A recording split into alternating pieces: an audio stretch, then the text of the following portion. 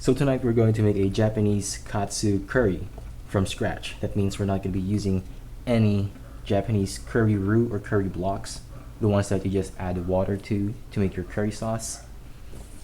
We're going to make it from scratch because for some people it's hard to get those curry blocks. So the next option is to just make it yourself, which is pretty easy, honestly. So we have two pans here. One has oil for deep frying the katsu and one for the curry sauce. So this is cold oil. Yeah, it's cold. The goal here is if we can make this in under 20 or 30 minutes, then I'll be happy. So heat up your oil. While that's heating up, we're going to make our roux.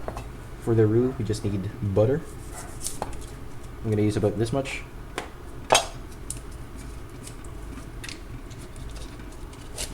Yeah, this much. And we're going to just melt that.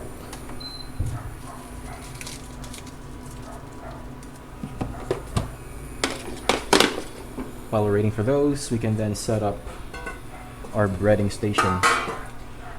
We need cornstarch, all-purpose flour, and panko.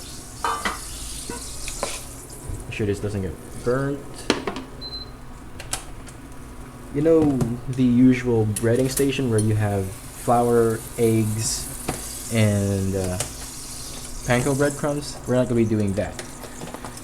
Instead, we're just going to have a batter and panko. So to make the batter, you just need flour,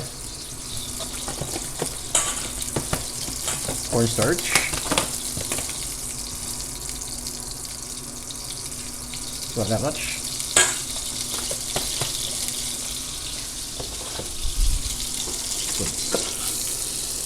getting too hot, yeah, and water. I don't know the measurements. I just actually aim for a consistency. A bit like pancake, but thinner. This one's okay. Yeah. And in that, I'm gonna add salt. I'll put my seasonings here. And just a little bit of MSG. That should be good. Give that a little mix. And that's our batter. Set this aside for now because we are going to toast our spices. For our spices, I'm going to use a masala mix. This is chana masala, but you can use garam masala. Again, no measurements really.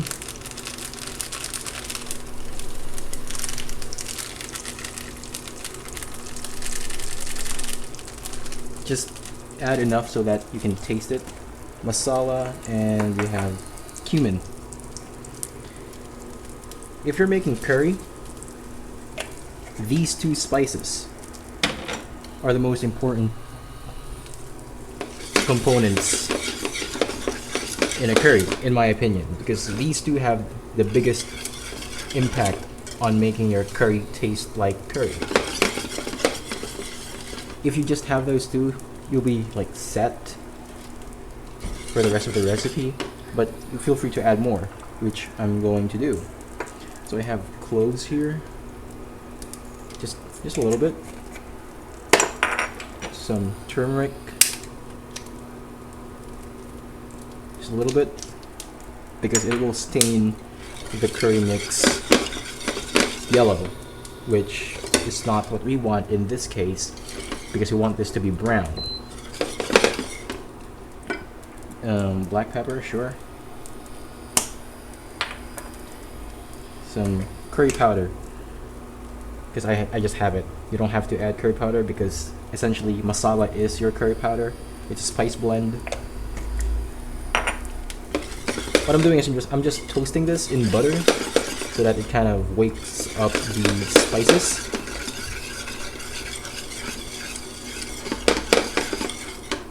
And some cayenne pepper for the heat. Just a little bit, because this is really potent. Here, that should be enough.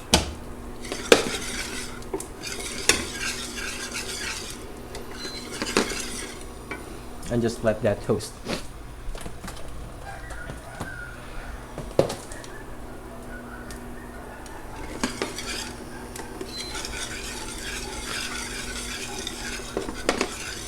You don't want to burn this, so be vigilant. I can already smell it being toasted. So next thing I'm going to do is I'm going to add my flour to make the roux. No measurements really. Again, if I'm cooking at home, I don't really like to measure stuff.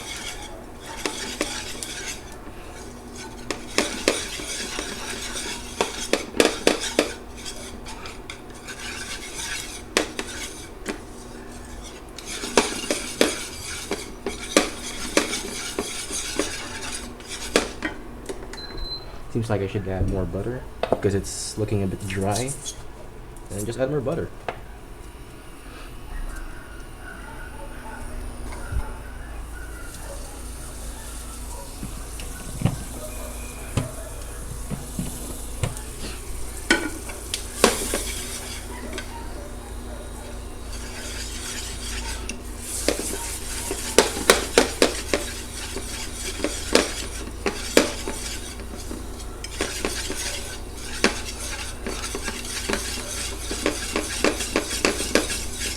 Once you have that incorporated, you might want to cook out the flour just a bit. Maybe like 1 to 1.5 minutes. Just to get rid of that raw flour taste. Meanwhile, I'm going to finish our breading station, which is just, again, the batter and panko. So I have panko right here. That should be enough. And we're ready to bread. Yep, you have these two here. I can already smell that nutty aroma from the flour. So I'm gonna add water now to make the sauce. Add water little by little to prevent lumps from forming.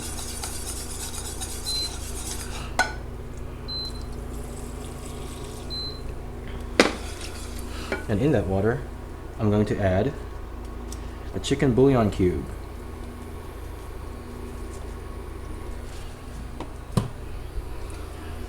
If you have homemade chicken stock, that's better. But I don't, so I'm not going to use it.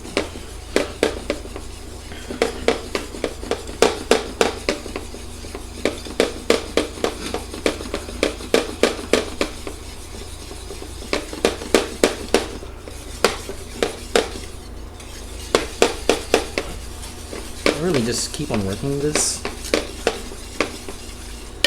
I'm gonna add my last addition of the water.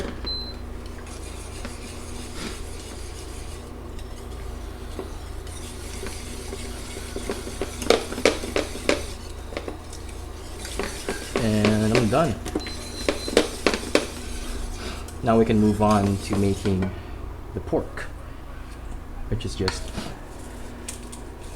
pork chop, dump it in the batter,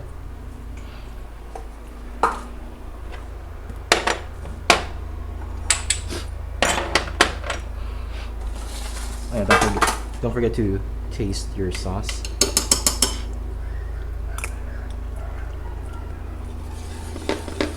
This could use a bit more masala, honestly. If it doesn't taste right, just feel free to add more. You know, that seems like a lot, but it's fine.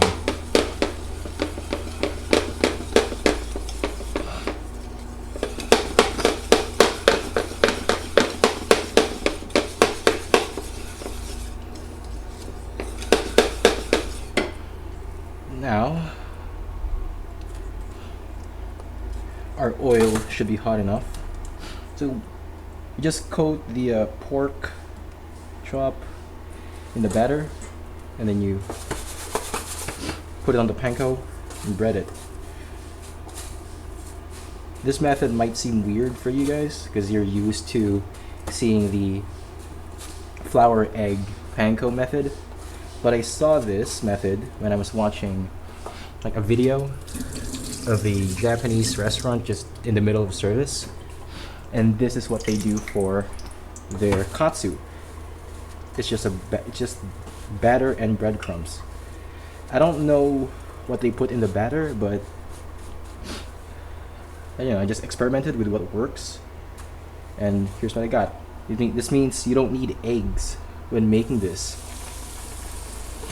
so you could save some money when doing that. So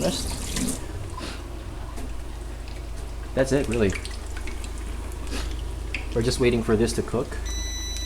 You can turn down the heat so it doesn't overcook, and after that, you're pretty much done. Yeah, taste this again.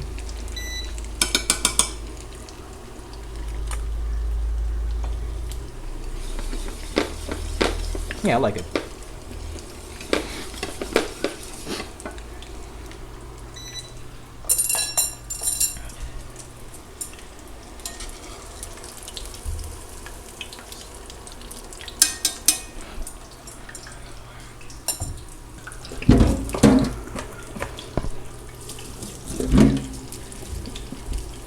Now we're just waiting for the katsu to finish cooking, and then we're done. So while waiting for that, you can go ahead and plate your rice, which I'm going to do.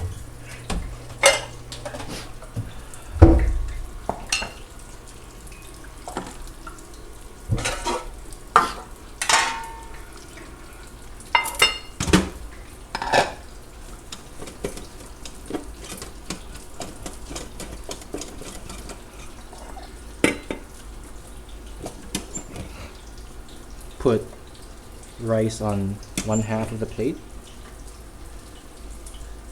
like a half moon.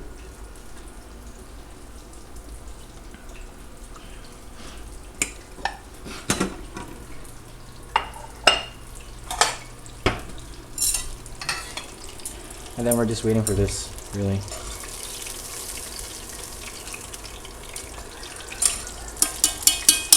Looks nice. Keep stirring this so that it doesn't form a skin. Maybe I'll just add a little bit more water, just to loosen it a little bit.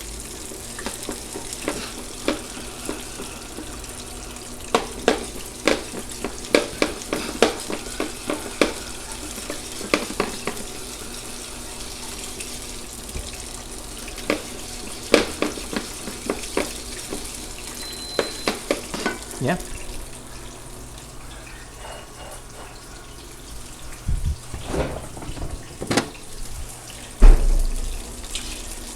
And then, let's see.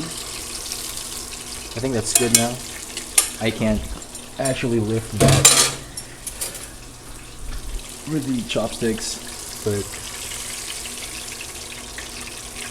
should be good now. Now we just slice it. Be careful though, because this is hot.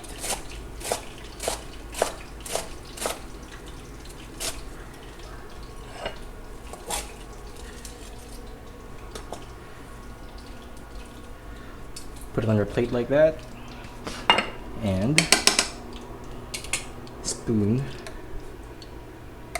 or just pour curry sauce. They plate it like it's a soup in Japan, so feel free to be generous with the sauce. If you notice, we didn't really remove the cloves in the sauce, so like there's like whole pieces of clove in the sauce. If you don't like it, you can just remove it. But that's pretty much it. Katsu curry in probably under 20 minutes.